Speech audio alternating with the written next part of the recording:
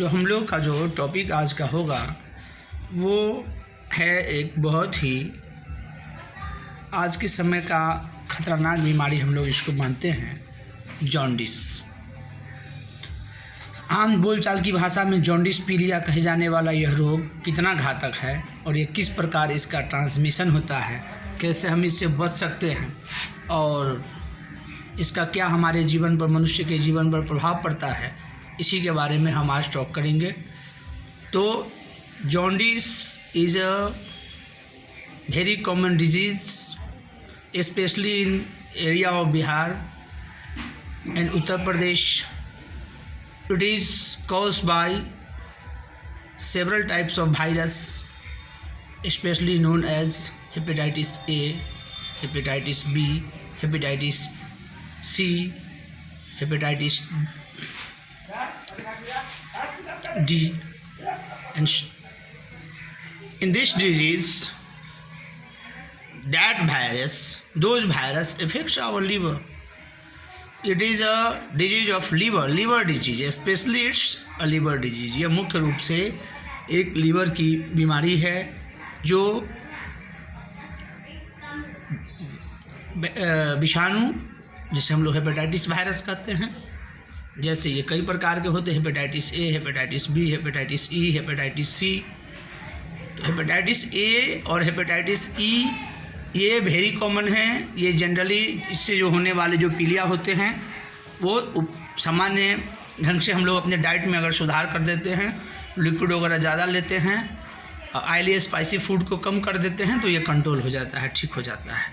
लेकिन इसमें जो दो है, हेपेटाइटिस बी और हेपेटाइटिस सी, ये ज़्यादा डेंजर है। ये दोनों बहुत ख़तरनाक स्थिति है।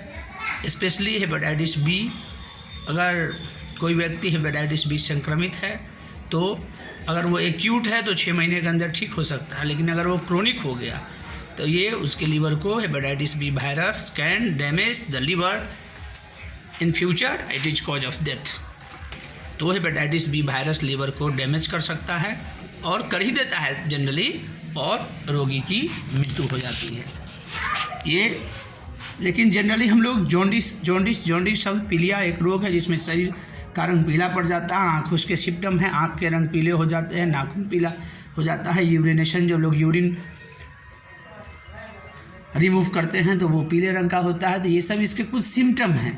लेकिन हेपेटाइटिस बी के सिम्टम कुछ साइलेंट सिम्टम्स है, जो दिखता नहीं है, आता नहीं है।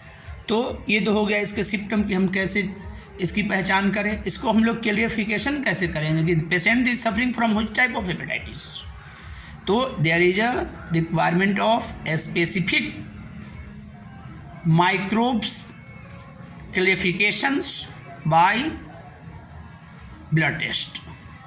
इसके लिए HBV, HCV टेस्ट के लिए डॉक्टर रिकमेंड कर सकता है और ये टेस्ट कराने होते हैं, तो उसके रिपोर्ट के अनुसार डॉक्टर ट्रीटमेंट करता है। It's means hepatitis is not disease which there is no any treatment. It is treatable, highly treatable. Several types of hepatitis must be cured, but most of the cases chronic hepatitis is treatable but not curable. Hepatitis B अगर chronic है, मतलब chronic मतलब चिरकालिक हो गया, वो 6 महीने के अंदर ठीक नहीं हुआ, तो वो क्रोनिक हो जाता है, जिससे रोगी की लीवर धीरे धीरे उस पर प्रभाव डालने लगता है। तो डॉक्टर आपको मेडिसिन प्रिस्क्राइब करता है जो उस वायरस को कमज़ोर करे, उसका इफेक्ट लीवर पर कम समय मतलब कम पड़े, जो आपको लंबी जीवन के लिए थोड़ा सा लाइफ को बढ़ा सके। अब ये हो गया हेपेटाइटिस और जॉन्डिस का कारण, मतलब लक्षण, उसके ट्रीटमेंट। और क्वेश्चन है कि ये फैलता कैसे, what's the cause of transmission of this disease. The transmission of this disease very simple: fooding, saliva, water is a cause of transmission of hepatitis A, hepatitis E। Food से, भोजन के द्वारा, दूषित भोजन, दूषित जल के द्वारा हेपेटाइटिस ए और हेपेटाइटिस ई का फैलाव होता है।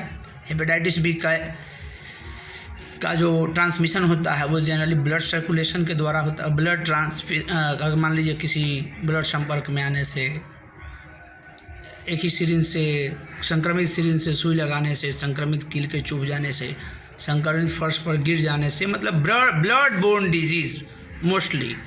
इसके अतिरिक्त ये सेक्सुअल रिलेशन से भी फैलने वाला बीमारी है, इसे एसटीडी के रेंज में भी रखा जाता है।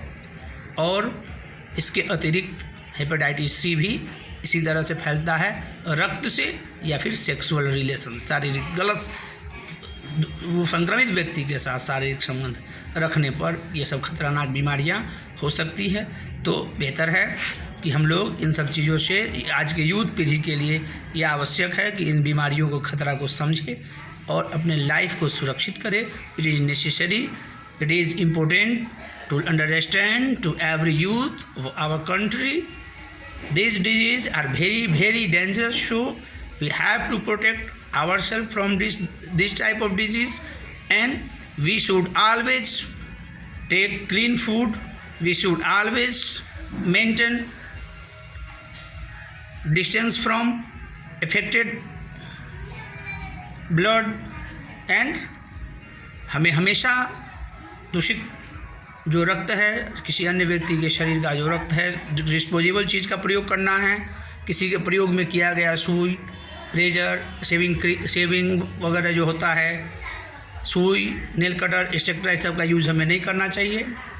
ये सब खतरनाक स्थिति हो सकता है और गलत अनैतिक संबंध तो बिल्कुल ही नहीं रखना चाहिए, क्योंकि हमारे समाज के लिए भी एक दूषित वातावरण उत्पन्न करता है और बहुत ही dangerous disease hepatitis B, hepatitis C, इस सब के लिए भी ये घातक हो सकता है। स्पेशली सलाइवा के द्वारा भी ये फैलने वाला डिजीज़ है। तो बेहतर है कि हम किसी के साथ जूठा भोजन न करें, जूठा भोजन न दें, जूठा पानी शेयर नहीं करें, तब हमारा लाइफ सुरक्षित हो सकता है।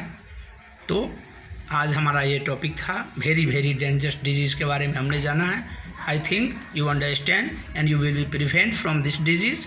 Thanks for watching this video.